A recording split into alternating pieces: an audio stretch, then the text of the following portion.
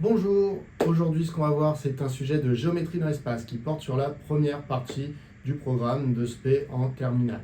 On va traiter des exercices avec des représentations paramétriques de droite, savoir si une droite est parallèle à un plan, savoir si des points définissent un plan, comment trouver les coordonnées d'un point sur une figure en géométrie dans l'espace.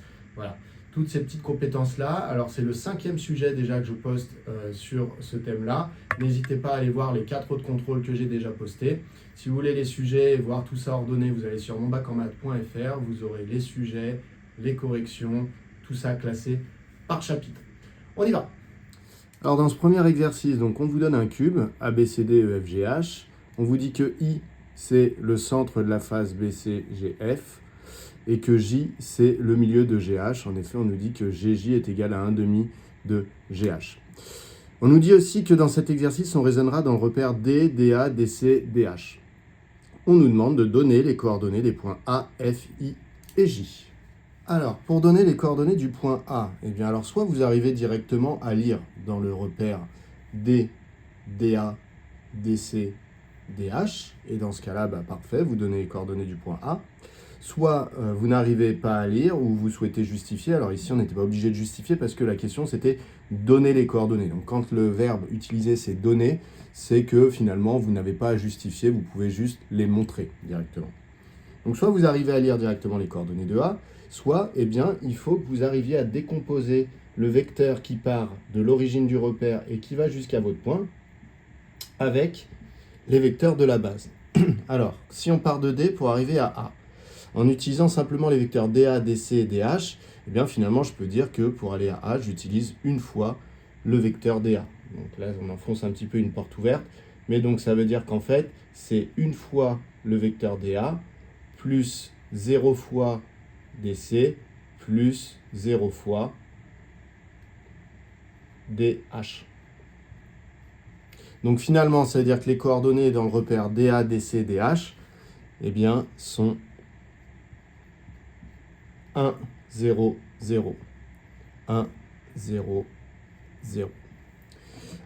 Ensuite, on nous demandait un autre point. On nous demandait F. Donc, même méthode, soit vous arrivez à lire directement les coordonnées de F dans le cube, ici dans le repère D, DA, DC, DH, soit vous partez du point D parce que c'est l'origine du repère et vous essayez d'aller jusqu'à F en utilisant uniquement les vecteurs DC, DA, DC, DH. Donc si je pars du point D qui est ici et que je veux aller jusqu'à F qui est là, eh bien je vais me déplacer de DA pour être sur la face de devant, puis de DC, c'est-à-dire AB, le vecteur DC est égal au vecteur AB, donc puis de DC pour aller sur la face du côté, puis de DH pour aller sur la face du dessus. Donc je vais faire DA plus DC plus DH. Donc DA, donc une fois DA, plus une fois DC, plus une fois DH. Ça me donne donc des coordonnées pour F qui sont 1, 1, 1, puisque j'ai utilisé une fois DA, une fois DC, une fois DH, dans cet ordre-là. Pour le point I, eh bien pour le point I, on procède exactement de la même manière. Soit vous arrivez directement à lire les coordonnées du point I dans le repère sur la figure, soit eh bien, on essaie de partir de l'origine du repère et d'aller jusqu'au point I en utilisant les vecteurs DA, DC, DH. Donc le point I, il est sur la face de droite. Et je vois que, eh bien donc, si je veux aller de D à I, le plus simple, c'est peut-être d'abord de faire DC. Donc je vais utiliser une fois DC pour être sur la face de droite. Donc déjà, je vais avoir une fois DC. Ensuite, est-ce que je vais avoir besoin de DA? DA, c'est ce qui me permet de m'avancer comme ça dans la profondeur. Donc oui, puisque I est le centre de la face, je sais qu'en fait, il est situé à 1 demi de CB. Donc ça veut dire 1 demi de DA. Donc je vais avoir besoin d'un demi de DA pour venir avancer en fait à ce niveau-là. Et après, je vais avoir besoin d'un demi de DH pour monter ici sur la moitié de ma face de droite. Donc plus un demi de DH. Donc finalement, le point I a pour coordonnées 1 demi, 1, 1 demi. Il nous reste le dernier point qui est le point J. Si on observe à nouveau le cube pour aller de D jusqu'à J. Alors je ne vais pas avoir besoin de dA, puisque vous voyez, J est bien sur la face de derrière, tout comme D. Je vais juste avoir besoin de me déplacer de 1,5 selon DC et de 1 selon DH pardon, pour monter jusqu'en haut de la face. Donc ça veut dire que DJ est en fait égal à 0 fois DA plus DC, j'ai dit 1,5 plus 1 fois DH. Donc finalement, ça veut dire que J eh bien, a pour coordonnées 0, 1,5, 1. 0, 1,5, 1. Voilà pour cette première question. Donc la question 2, c'est on admet que G a pour coordonnées 0, 1, 1 et H a pour coordonnées 0, 0, 1. Déterminer une représentation paramétrique de la droite GH. Alors première chose dont il faut vous souvenir, eh bien c'est pour avoir une représentation paramétrique d'une droite, il faut que j'ai un point de la droite et il faut que j'ai un vecteur directeur de la droite. À partir du moment où j'ai ces deux éléments, eh bien je vais pouvoir être capable de donner une représentation paramétrique de la droite. Alors ici, la droite c'est GH. Alors vous avez le choix, soit vous utilisez le point G, soit vous utilisez le point H. Les deux sont sur la droite. Alors en général, vous prenez le premier. Donc je vais corriger avec le point qui s'appelle G. Donc G a pour coordonnées 0, 1, 1, comme vous dit l'énoncé. Et donc je vais dire que ce point appartient à la droite GH. Et maintenant, j'ai besoin d'un vecteur directeur de GH. Alors comme la droite s'appelle GH, eh bien le vecteur directeur, je le choisis. Je peux tout à fait choisir le vecteur GH. C'est ce qui serait le plus simple. Alors GH, on va calculer ses coordonnées. Coordonnées d'un vecteur, c'est coordonnées ici du deuxième point moins coordonnées du premier. Donc ça fait coordonnées de H. Dans l'énoncé, on me l'a donné, c'était 0, 0, 1. Et je vais retirer les coordonnées de G, ils sont encore marqués au-dessus, 0, 1, 1. Donc finalement, GH, qui a pour coordonnées 0, moins 1, 0, est directeur de la droite GH.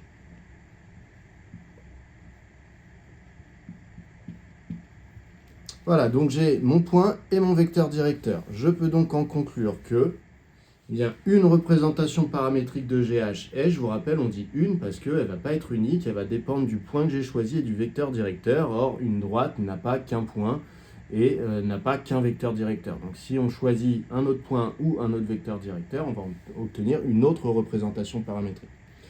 Donc nous, ça va nous donner x égale, y égale, z égale. Ensuite, il faut que j'enchaîne avec les coordonnées du point qui est sur la droite. Donc ici, moi, j'ai choisi G qui avait comme coordonnées 0, 1, 1. Donc 0, 1, 1. Et à ça, il faut que je rajoute les coordonnées du vecteur directeur, 0, moins 1, 0, fois ce que je vais prendre comme paramètre. Et moi, je vais choisir la lettre T, elle n'est pas encore prise dans l'exercice. Et je vais préciser que T, en fait, balaye l'ensemble des nombres réels. Donc, ça veut dire qu'à chaque fois que je mets une valeur pour T ici, qui est un nombre réel, je vais obtenir des coordonnées X, Y, Z, qui seront des coordonnées d'un point de la droite GH. Et donc, si je prends toutes les valeurs possibles pour T, c'est-à-dire tous les nombres réels, eh bien, je vais obtenir ici, successivement, les coordonnées de tous les points de la droite GH. Alors, ça, on peut l'écrire un petit peu mieux.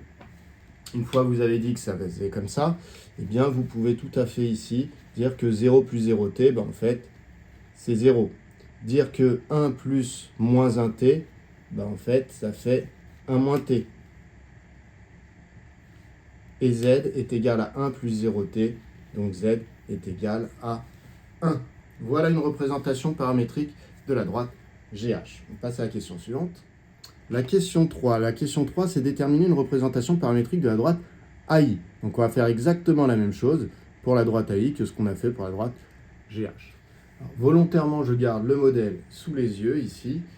Par contre, je suis à la question 3. Donc on parle de la droite AI. Donc je vais choisir un des deux points, soit le point A, soit le point I. Ça, c'est à vous de voir ce que vous préférez. Généralement, je vous conseille de prendre, quand il y en a un qui a des coordonnées un petit peu bizarres.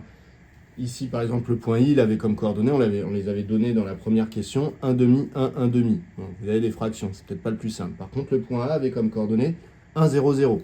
Quand il y a beaucoup de zéros, c'est pas mal. Donc, je peux prendre le point A de coordonnées 1, 0, 0 et dire qu'il appartient à la droite AI. Donc j'ai un point. Maintenant, il me faut un vecteur directeur. Bon, de la même manière qu'avant, si la droite s'appelle AI, je peux choisir par exemple le vecteur AI comme vecteur directeur ou le vecteur IA. Alors je vais prendre le vecteur AI puisque c'est certainement celui que vous auriez choisi en premier, donc autant que vous ayez la correction pour celui-là. Les coordonnées du point I, on a dit dans la question 1, sont 1 demi, 1, 1 demi. On retire les coordonnées du point A, 1, 0, 0. On obtient donc le vecteur AI, qui va avoir pour coordonnées 1 demi moins 1. Alors 1 c'est 2 demi, donc ça fait 1 demi moins 2 demi, ce qui fait moins 1 demi. Ici j'ai 1 moins 0, ce qui fait 1, et 1 demi moins 0, 1 demi. Donc voilà, AI est directeur de la droite AI.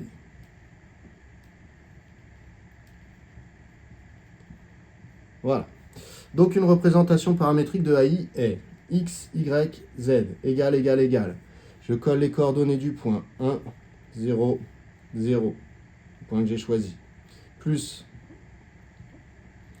les coordonnées du vecteur, moins 1 demi, 1, 1 demi. Et je multiplie par le paramètre que j'ai choisi. Alors quand dans un exercice, vous aviez déjà une lettre choisie pour un paramètre, tout à l'heure t, eh bien évitez de prendre la même, sinon vous risquez de faire des erreurs de calcul par la suite.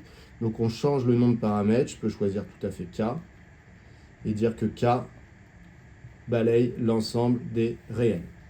Voilà. En dessous, je peux réécrire cette représentation paramétrique en simplifiant un petit peu. Donc si j'ai 1 plus moins 1 demi de k, je peux dire finalement que c'est 1 moins 1 demi de k.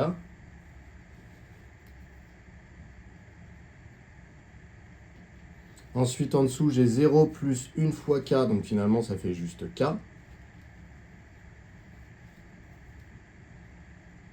Et ensuite, j'ai 0 plus 1 demi de k, donc finalement, ça fait 1 demi de k. Donc, je me retrouve avec ça. Alors, peut-être que vous avez été un tout petit peu plus malin que moi, et peut-être que quand vous avez trouvé que AI avait comme coordonnées moins 1 demi, 1, 1 demi, vous vous êtes dit, plutôt que de prendre AI comme vecteur directeur, je peux prendre 2 fois le vecteur AI. Il sera aussi directeur de la droite AI. Et dans ce cas-là, vous multipliez toutes les coordonnées par 2 et ça vous donne une représentation paramétrique un tout petit peu plus jolie. Parce que du coup, vous aurez moins 1 en abscisse, 2 en ordonnée et 1 en cote. Voilà. Donc ça, il faut être un petit peu plus à l'aise pour le voir. Et quand vous avez dans un vecteur des coordonnées qui sont comme ça avec des écritures fractionnaires, vous pouvez tout à fait vous arranger pour prendre 2 fois, 3 fois, 4 fois le vecteur, histoire de simplifier vos fractions. Ça restera des vecteurs directeurs de la droite AI, et donc vous trouverez une autre représentation paramétrique, mais qui est tout à fait vraie pour la droite. Question suivante. Question 4a. Montrer que les droites AI et GH sont séquentes et déterminer les coordonnées du point d'intersection. Donc, vous voyez, GH et AI, c'est les deux droites dont on a trouvé des représentations paramétriques juste avant. Et donc, on nous dit montrer qu'elles sont séquentes. Donc, on sait qu'elles sont séquentes. Donc, on s'attend à trouver les coordonnées d'un point d'intersection. Alors, quand on cherche un point d'intersection, on cherche en fait un point qui appartient aux deux droites à la fois. Qui appartient donc à la droite GH, mais qui appartient aussi à la droite AI.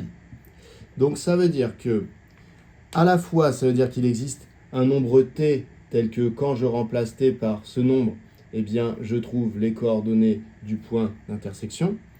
Et il existe aussi un paramètre k tel que quand je remplace k ici par une valeur, eh bien, je trouve exactement les mêmes coordonnées de ce point d'intersection.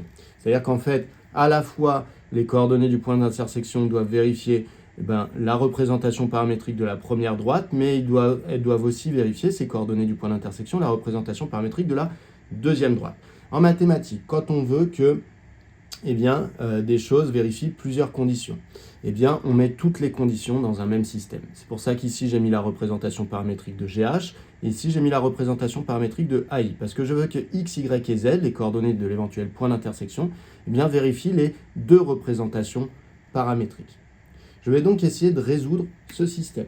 Alors, pour résoudre ce système, la première étape, c'est toujours la même, c'est de se dire, bon, bah, j'ai X qui vaut 0 et j'ai X qui doit valoir 1 moins 1 demi de K. Donc ça veut dire que 0 doit valoir 1 moins 1 demi de K.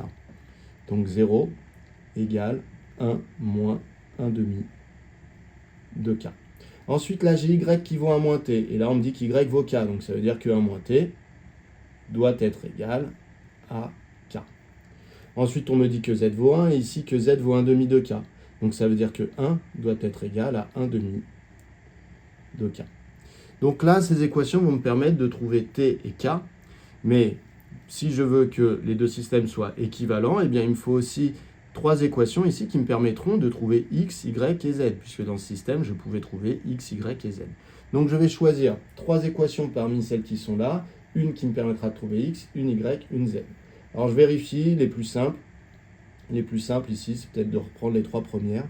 Donc X égale 0, Y égale 1 moins T, et Z égale 1. En réalité, si vous aviez envie de prendre pour Y, si vous trouvez qu'un moins T c'est trop compliqué et que vous avez envie de prendre Y égale K, vous pouvez également. En fait, vous pouvez prendre des équations, mais il faut qu'il y en ait une qui fasse X, une qui fasse Y, une qui fasse Z. On a donc ce système ici à résoudre.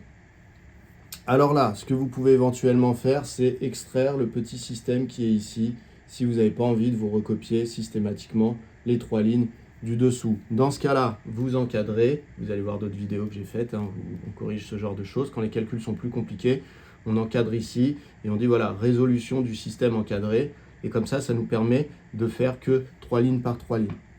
Ici, peut-être que je peux aller un tout petit peu plus vite, puisque regardez, là j'ai des choses qui vont se trouver très rapidement. Je vois par exemple que 1 est égal à 1 demi de K, donc ça oblige K à être égal à 2. Donc finalement, je peux dire que c'est équivalent à dire que K égale 2. Ici, si K vaut 2, eh bien ça veut dire que 1 moins T vaut 2. Donc 1 moins T vaut 2.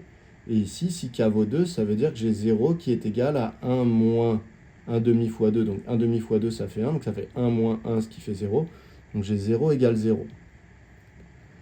Je peux recopier les trois dernières. X égale 0, Y égale 1 moins T et Z égale 1. Voilà. Donc vous voyez, là, je me permets de garder le gros système parce que je vois que ça va être résolu assez rapidement. Donc ça ne vaut pas le coup d'extraire le petit système du haut. La ligne qui est en haut ici, 0 égale 0, en fait, elle vient confirmer qu'effectivement, on aura bien un point d'intersection. Parce que si jamais elle nous avait donné 0 égale 3, on aurait su que 0 n'étant jamais égal à 3, tout le système aurait été invalidé. L'équivalence nous aurait dit que celui-là aurait été invalidé, et l'équivalence nous aurait dit que celui-là était également invalidé, ce qui veut dire que c'était absurde de chercher un point qui vérifiait les deux représentations paramétriques en même temps, et donc ça veut dire que c'était absurde de chercher un point d'intersection, ce qui voudrait dire que les droites ne sont pas séquentes. Mais là, comme on trouve 0 égale 0, et bien en fait, ici, on va pouvoir avoir un système tout à fait cohérent, et donc prouver qu'il y a un fameux point d'intersection. C'est donc équivalent à... Donc 0 égale 0. Si vous voulez la recopier, vous pouvez. Mais sinon, vous pouvez l'enlever, puisque c'est une équation qui est toujours vraie. Ici, la deuxième. Donc si vous voulez, je la recopie, mais elle n'est pas nécessaire. Ici, 1 moins t vaut 2. Donc ça veut dire que t vaut moins 3. En effet, vaut moins 1. Pardon. Donc ça fera 1 moins 1, ce qui sera égal à 2. Sinon, vous pouvez isoler t. Vous transposez à droite, donc vous aurez 2 moins t, vous aurez plus t, et le 2, vous le transposez, vous aurez 1 moins 2 égale t. Donc t égale moins 1. T égale moins 1. Je ne me trompe pas. Non, ça a l'air d'être ça. Donc t égale moins 1, k égale 2. Et donc ici, on avait déjà trouvé l'abscisse du point d'intersection, 0. L'ordonnée y, c'est 1 moins t, mais t on a dit qu'il valait moins 1, donc ça fait 1 moins moins 1, donc ça fait 2, et z qui vaut 1. Donc finalement, ici, on a trouvé les coordonnées du point d'intersection. On peut donc conclure que GH et AI sont séquentes au point de coordonnées 0, 2, 1. Alors pour la dernière question de cet exercice, la question 4b, on nous dit les droites AI et GH sont-elles coplanaires? Alors des droites sont coplanaires si et seulement si elles sont séquentes ou parallèles. Alors vous venez de montrer juste au-dessus qu'elles étaient séquentes, donc ça veut dire que AI et GH sont coplanaires. Donc on peut conclure que AI et GH sont coplanaires car elles sont séquentes. Voilà, coplanaire, hein, petit rappel, vous avez dedans ici co qui veut dire même, et donc planaire c'est le plan, donc ça veut dire qu'elles partagent un même plan, ça veut dire qu'il y a un plan qui contient les deux droites AI et GH. Deuxième exercice. Dans ce deuxième exercice, on nous dit soit OIJK, un repère orthonormé de l'espace, soit delta à la droite dont une représentation paramétrique est ça, déterminer deux points de la droite delta, et question 2, ce sera donner un vecteur directeur de la droite delta. Alors, tout va venir de la représentation paramétrique de la droite delta. Alors, vous savez que cette représentation paramétrique, ce qu'elle veut dire, ça veut dire que dès que vous remplacez t par un nombre réel, eh bien vous obtiendrez x, y et z des coordonnées d'un point de la droite delta. Et en fait, si vous prenez tous les réels possibles, donc tous les réels, eh bien vous obtiendrez ici, finalement, successivement, tous les coordonnées des points de la droite delta. Il n'y a pas de point de la droite delta que vous n'obtiendrez pas. Donc en fait, si on vous demande 2 points, eh bien il suffit de remplacer t par des valeurs réelles. Alors n'allez pas chercher des valeurs trop bizarres, même si vous pourriez tout à fait choisir pi pour t, ça donnerait ici 2 moins 9 pi, 3 plus 13 pi, 14 pi, ça donnerait les coordonnées d'un point de la droite delta, il n'y aurait pas de problème. Alors en général, essayez de donner les points qui seront donnés par la majorité des élèves, ce qui permettra au correcteur d'aller un peu plus vite sur votre copie, et en tout cas de ne pas le froisser à devoir vérifier vos calculs. Donc ici, vous choisissez une première valeur de t. Le mieux, c'est de choisir t égale 0. C'est ce qui va vous donner le moins de calcul. Eh bien, on obtient le point m. Je peux mettre un petit indice 0 comme le t, là. Ça, c'est rien d'obligatoire. Hein, c'est juste par facilité d'écriture. Vous obtenez 2 moins 9t, donc 2 moins 9 fois 0, donc 2. 3 plus 13 fois 0, donc 3. Et 14 fois 0, 0. C'était le point de référence qui avait été choisi pour cette représentation paramétrique. Ensuite, vous pouvez choisir une autre valeur de t. Alors, je ne vais pas m'embêter, je vais prendre t égale 1. Donc, ça va me donner, je vais noter le point M1, ça va me donner pour x 2 moins 9 fois 1, donc 2 moins 9, donc moins 7. Pour y, 3 plus 13 fois 1, donc 3 plus 13, c'est-à-dire 16. Et pour z, 14 fois 1, donc 14. Voilà, j'ai obtenu 2 points. Si vous en voulez d'autres, vous mettez d'autres valeurs de t à l'intérieur de la représentation paramétrique, vous obtiendrez d'autres coordonnées. La question 2, je ne vous la relis pas, c'était donner un vecteur directeur de la droite delta. Et donc, il faut lire dans la représentation paramétrique, vous savez, comme dans l'exercice d'avant, quand on l'a créé, on disait que ce qui accompagnait le paramètre ici, eh bien, c'était donc le coefficient qui accompagne le paramètre, donc moins 9, 13, 14, c'était les coordonnées d'un vecteur directeur. Alors si vraiment vous ne voulez pas utiliser ça, vous pouvez tout à fait prendre vos 2 points, M0 et M1, et calculer les coordonnées du vecteur M0 et M1, puisque M0 et M1 sont 2 points de la droite. Si vous faites M0 M1, eh bien ça vous donnera un vecteur qui dirigera cette droite. Voilà. Bon, le plus simple, c'est de prendre celle de la représentation paramétrique. Donc U de coordonnées moins 9, 13, 14, et directeur de delta. Voilà pour ces 2 premières questions. On passe à la troisième.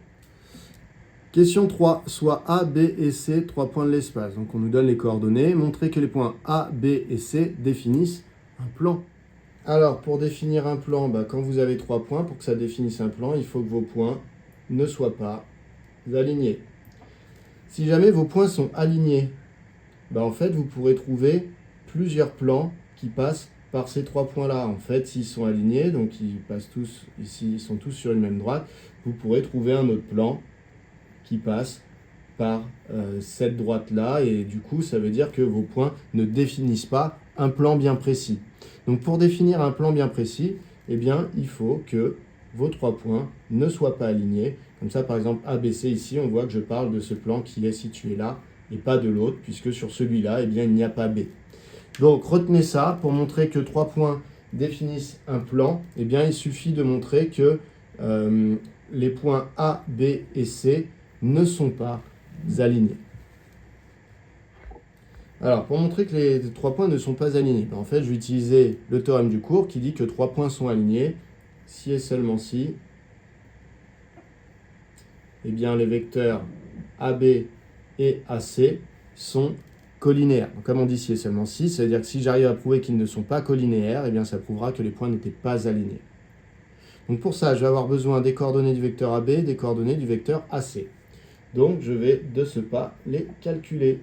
AB, il me faut les coordonnées de B moins les coordonnées de A. L'énoncé m'a dit que B avait comme coordonnées 0, 3, 3, et m'a dit que A avait comme coordonnées moins 2, 2, 0.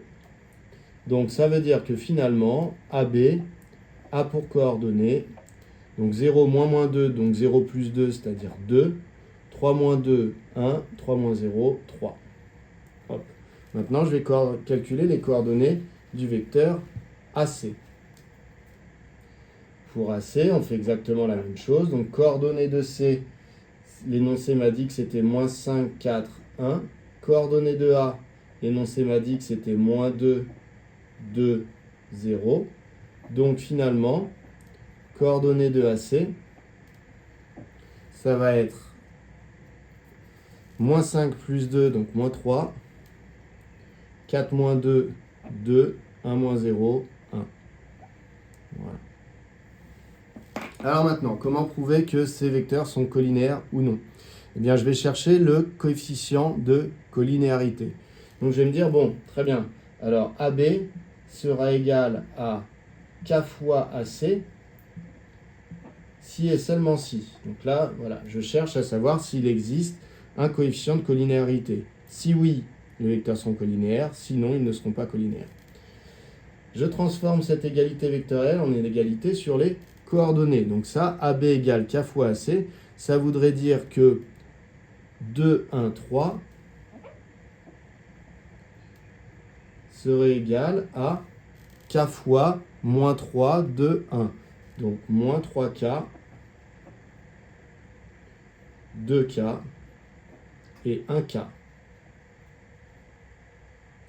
Donc on résout ce système pour savoir si je trouve le même K sur les deux, sur les 3 lignes. Donc ici, la première ligne me dit que K vaut 2 divisé par moins 3, donc moins 2 tiers. La deuxième ligne me dit que K vaut 1 divisé par 2, donc 1 demi. Donc déjà, je vois que ce n'est pas le même K, donc ça va poser problème. Et enfin, dans la dernière ligne, me dit que K vaut 3. Donc finalement ici, ce système, eh bien, il est impossible. K ne peut pas valoir 1 demi et en même temps 3. Et en même temps moins 2 tiers. Donc ici, c'est un système qui est impossible. Si ce système est impossible, ça veut dire donc qu'il n'a pas de solution. S'il n'a pas de solution, ça veut dire que le fameux K que je cherchais au départ n'existe pas. Donc ça veut dire que AB n'est pas égal à K fois AC. Donc K n'existe pas.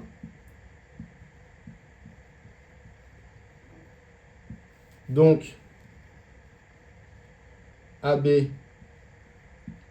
et AC, les vecteurs, ne sont pas collinéaires. Ne sont pas collinéaires. Et s'ils ne sont pas collinéaires, eh bien ça signifie que les points A, B et C définissent un plan. Donc A, B et C définissent un plan. Voilà pour cette question. On arrive à la dernière question de ce contrôle. Allez, courage, dernière question. Alors, c'est pas la plus simple, malheureusement. Donc, 3B. La droite delta est-elle parallèle au plan ABC? Donc, on vient de démontrer juste avant qu'ABC définissait un plan. Donc, c'est assez logique de parler du plan ABC. Donc maintenant, on nous demande est-ce que la droite est parallèle au plan ABC. Alors, il faut essayer de se représenter les choses. Donc on a un plan ABC et on a une droite dont on cherche à savoir si elle est parallèle. Alors, je vais la dessiner comme ça. Et donc, pour montrer, si jamais elle est parallèle, pour le montrer, il faudrait que j'arrive à prendre un vecteur directeur de cette droite et que j'arrive à voir s'il était possiblement mettable à l'intérieur du plan ABC. Alors, mettable à l'intérieur du plan ABC, ça ne veut rien dire. Mais donc, en fait, ce que je vais chercher à savoir, c'est à savoir si U est une combinaison linéaire de deux vecteurs qui étaient à l'intérieur du plan ABC. Alors, les vecteurs que je vais choisir, ça va être le vecteur AB et le vecteur AC. Si j'arrive à prouver que U, en fait, pouvait s'écrire en fonction des vecteurs AB et AC, ça veut dire que U, finalement, c'est un vecteur qui dirige également le plan. Donc, s'il dirige la droite et que c'est un vecteur qui dirige aussi le plan, ça veut dire que la droite est parallèle au plan. Si en revanche, je n'arrive pas à exprimer U avec les vecteurs AB et AC, ça voudra dire que le vecteur U, en réalité, il sort du plan, comme ça. Et s'il sort du plan comme ça, ça veut dire que la droite qui est ici, comme le vecteur U, c'est le même que lui. En fait, elle n'est pas du tout dessinée comme ça. La droite, elle est dessinée comme ça. Pour avoir ici, hop, j'essaie de faire ça rapidement. Donc ça coupera un endroit. Et du coup, on aura le vecteur U qui dirigera la droite également ici. Donc en fait, à partir du moment où U n'est pas une combinaison linéaire de AB et de AC, on sera plutôt dans cette situation-là, c'est-à-dire que la droite va couper le plan. Et si jamais U est une combinaison linéaire de AB et de AC, en réalité, ça veut dire que U il sera à l'intérieur du plan, ce qui signifiera que la droite n'est pas du tout comme ça, mais au contraire, est parallèle au plan avec son vecteur directeur. Donc, ça veut dire quoi? Ça veut dire que je vais prendre un vecteur directeur de la droite. Et je vais chercher à savoir s'il peut s'écrire alpha fois AB plus bêta fois AC. Alors, on se rappelle, d'après la question 2, que le vecteur U de coordonnées -9, 13, 14 dirige delta. Donc, je vais chercher à savoir si U peut s'écrire alpha fois le vecteur AB plus bêta fois le vecteur AC.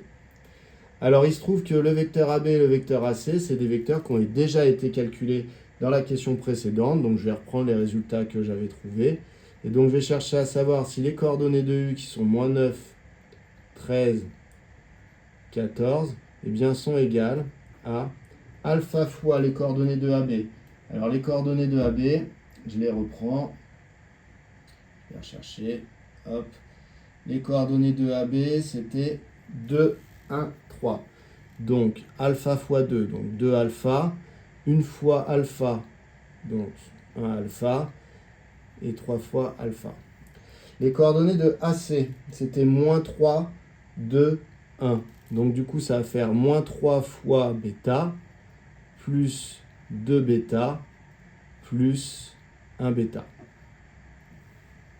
Voilà. Et donc, maintenant, j'ai un système à 3 équations avec 2 inconnus. Donc, je vais chercher les 2 inconnus. Alors, on essaie de résoudre ça. C'est équivalent à...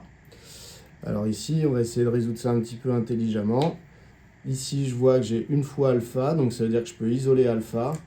Donc dans la deuxième équation, je vais essayer d'isoler alpha. Ça va me donner quoi? Ça va me donner alpha égale 13 moins 2b. Donc alpha égale 13 moins 2 bêta. Voilà.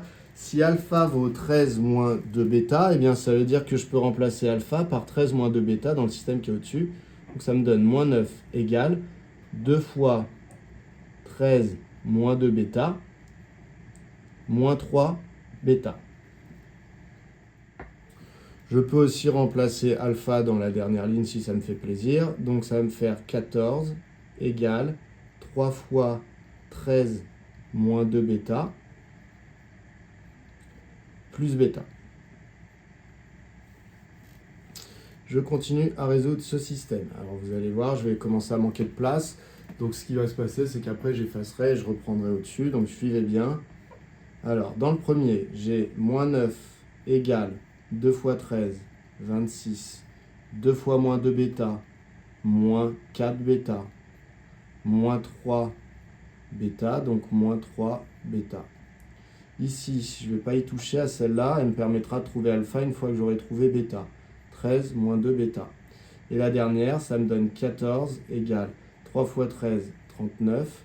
3 fois moins 2 bêta, moins 6 bêta, plus bêta. Voilà. Alors, malheureusement, je vais devoir effacer un petit peu. Alors sinon, ce que je vais faire, c'est que je vais effacer ici. Et je vais continuer mes calculs de ce côté-là, histoire d'avoir encore ça sous les yeux. Donc, je vais faire ça. Hop. Voilà. Et je vais reprendre sur ici la gauche. Donc c'est équivalent à dire que ici j'ai moins 4 bêta, moins 3 bêta, donc ça fait moins 7 bêta qui sont égaux à quoi? À moins 9, moins 26, donc à moins 35. Ensuite j'ai alpha qui vaut toujours 13 moins 2 bêta. Et ici, j'ai moins 6 bêta plus bêta, donc ça fera moins 5 bêta. Qui seront égaux à quoi? À 14 moins 39. Donc ça fait quoi? Ça fait moins 25. Donc c'est équivalent à dire que bêta vaut moins 35 sur moins 7, ça vaut 5. Du coup, je peux remplacer dans la ligne d'après alpha égale à 13 moins 2 fois 5, puisque j'ai trouvé que bêta valait 5 selon la première ligne. Et là, il y a deux possibilités. Soit je trouve également que bêta égale 5, ce qui va valider mon système. Soit je trouve que bêta vaut par exemple moins 3, et dans ce cas-là, comme j'avais déjà que bêta est égal à 5, eh bien j'aurai une incohérence, ce qui invalidera mon système, ce qui voudrait dire que le alpha et le bêta que je cherchais eh bien, n'existent pas, ce qui voudrait dire que le vecteur U ne pouvait pas s'écrire sous la forme alpha fois AB plus bêta fois AC, ce qui voudrait dire que la droite n'est pas parallèle au plan.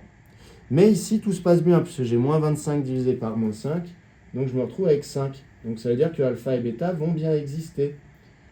Donc ça veut dire que bêta vaut 5. Pareil sur la dernière ligne, bêta vaut 5. Et ici, je me retrouve avec un alpha qui vaut 13 moins 10, donc qui vaut 3. Qu'est-ce que ça veut dire ça? Eh bien ça veut dire que j'ai trouvé des solutions au système, ce qui veut dire que ma suggestion de départ, qui était que U pouvait s'écrire comme alpha fois AB plus bêta fois AC, eh bien fait sens. C'est-à-dire que U est égal à 3 fois le vecteur AB plus 5 fois le vecteur AC. Donc comme U est une combinaison linéaire de AB et de AC, eh bien ça veut dire que la droite delta est parallèle au plan ABC. Voilà, question à savoir faire. Ça fait partie des plus complexes en général, en tout cas de celles qui vous dérangent le plus dans les questions de géométrie dans l'espace. Voilà, on a fini. Alors je vous encourage vivement à aller faire les autres sujets. Plus vous en faites, plus vous serez à l'aise et plus vous aurez confiance en vous le jour du contrôle. N'hésitez pas à aller voir les autres sujets. À bientôt!